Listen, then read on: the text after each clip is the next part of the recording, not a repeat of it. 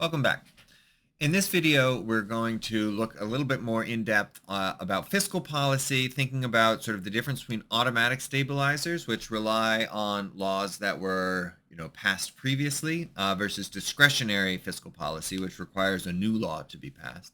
And then we'll also look at when fiscal policy is going to be more effective and when the multiplier specifically is likely to be greater than one, right? So in our sort of original aggregate demand model, we just calculated the multiplier based on the marginal propensity to consume. And because that was always between 0 and 1, the multiplier was always greater than 1.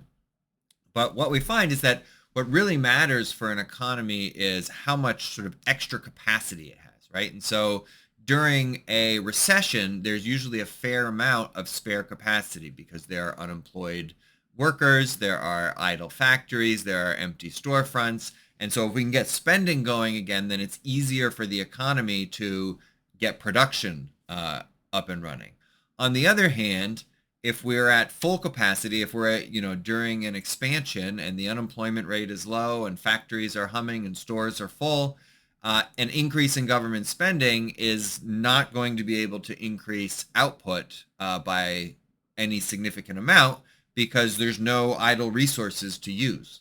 And so that's really important to remember, right? Because, our sort of basic multiplier model just, well, the government should just keep spending and spending and spending because it will have a greater and greater effect and we'll just have as much as possible, right? And it will sort of go on to infinity. And we know that that's not possible. And so we need to understand why.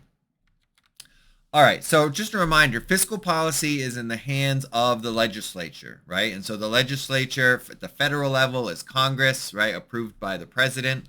At the state level, it's the state legislatures and governor. And at the local level, it's everyone from town and city governments to county governments that are doing the spending. All right, so our goal, right, we said our goal of both fiscal policy and monetary policy is to dampen fluctuations. What does that mean? It just means try to smooth out the business cycle. And so it can do that sort of directly based on, the size of its government and the fact that government spending is not as volatile, right? So the government can decide how much to spend, and, it won't go up and down as much as, for instance, consumer spending or investment spending. Then we have automatic stabilizers. So automatic stabilizers are things like unemployment benefits, but also like progressive taxation, right? Which progressive taxation says you pay a higher tax rate when you have higher income and a lower tax rate when you have lower income. And so during an expansion, taxes go up, tax revenue goes up, that depresses disposable income and dampens the fluctuation. But then in a recession, when income goes down, tax rates go down, tax revenue goes down, and so we don't go as far below. But we can also have discretionary fiscal policy, and discretionary fiscal policy is basically saying, okay, we're in a bad recession right now, what are we going to do? And so in 2009, for instance, we passed the American Recovery and Reinvestment Act, which was sort of split between increased government spending and decreased taxes in order to try to stimulate aggregate demand. So now, as I was just discussing, right, the size of the multiplier is always really important, because when the multiplier is greater than 1, then it makes sense for the government to increase spending because that money will go through the economy, that will increase incomes, increase spending, increase production. But that is more likely to happen when the economy is in a recession, right? But when it has those idle resources. When it's in an expansion, that those resources just don't exist. And so in that case, we are likely to get a multiplier of less than 1. And so one way to think about that is just like, what are the real resources that are going to be used? And so if we, say, all right, well, if we're in a full employment economy, we're at the supply side equilibrium, and the government decides to increase spending by 1%, well, where is that increased spending coming from? Where are they getting the workers in order to do the work that they want to do? in a full employment economy, they're going to have to come from somewhere else, and it's just going to crowd out, that other work. Whereas if we're in a recession, they can hire unemployed workers, and that will give us a higher multiplier. So if we have complete crowding out, then the multiplier is just zero, right? We increase government spending by 200 billion and private spending falls by 200 billion. There's no change. In a recession, that's when we're more likely to have a multiplier greater than one. And so if we increase spending by 200 billion and we have a multiplier of even just 1.5, then total GDP increases by 300 billion. Now, another issue is that people will think about the future, right? And so if people think, okay, well, if the government's spending a lot more now, then they're going to have to tax me more now in the future. If I want to try to smooth out my consumption, then I'm just going to have to save more now. Now, do people do that? I'd say there's mixed evidence there. For the most part, people are fairly sort of present bias, and so they don't necessarily, make those decisions. But it's certainly a possibility, and it would, especially if the government has a habit of, cutting taxes in a recession and then increasing taxes as soon as the recession is over. People will learn, and they'll know that they need to save more of that extra income. So estimating the size of the multiplier is difficult.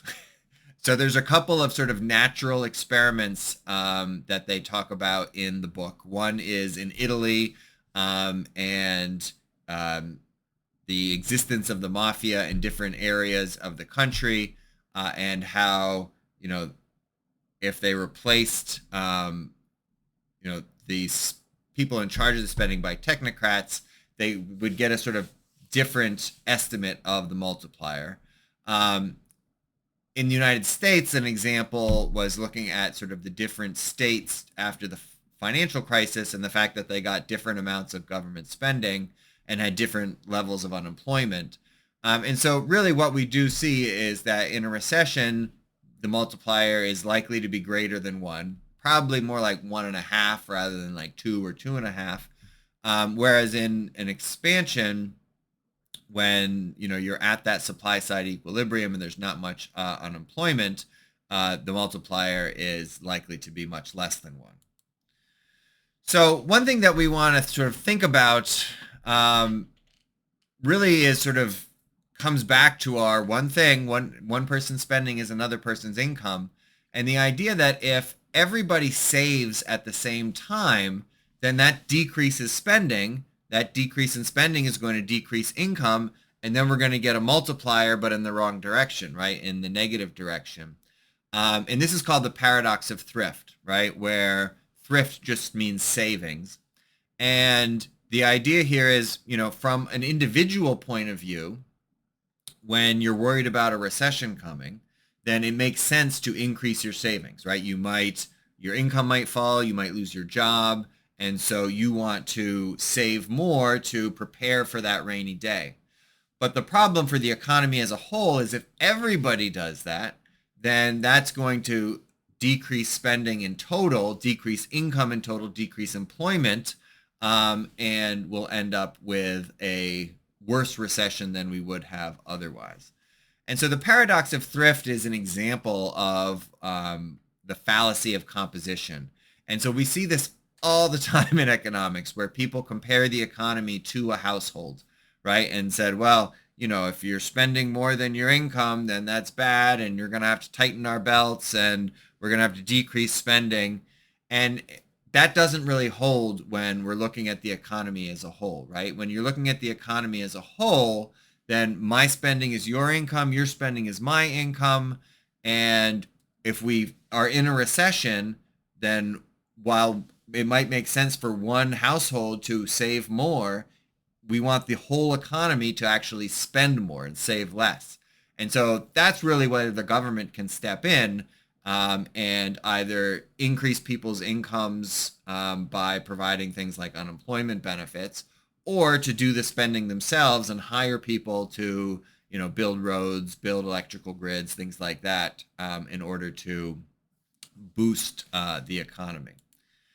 And so if you don't do that, right? So part of the problem is like when you get that negative aggregate demand shock, right? So if you're at A and you get a negative aggregate demand shock at B, what happens? Well, tax revenue falls, spending goes up because of things like unemployment benefits, and now you're facing a budget deficit. And so then sometimes there's pressure to try to reduce that budget deficit by either increasing taxes or decreasing spending. But the problem with that, so that's called austerity, right? The problem with that is that you're just going to push aggregate demand even lower. And instead of going back to A, you're going to fall even farther to C. And so the key here is really that, the budget is important, right? And it's not that you want to run a deficit all the time. It's just that what you want to do, or what a responsible government does, is that they run, a sort of balanced budget or even a surplus during good times when the economy is strong, but then they allow the budget to go into deficit during a recession in order to try to smooth out those the ups and downs of the business cycle. And so you really just don't want to impose austerity during a recession, because that's just going to make things worse. Some economies do get forced into it because running a budget deficit requires selling government bonds. And sometimes countries will get into a position where nobody was willing to buy their bonds because they are worried that they won't get paid back. And in that case, there's no other choice than austerity. But as long as your government can borrow, you want to borrow during a recession, and then you want to borrow less or even have a surplus during an expansion.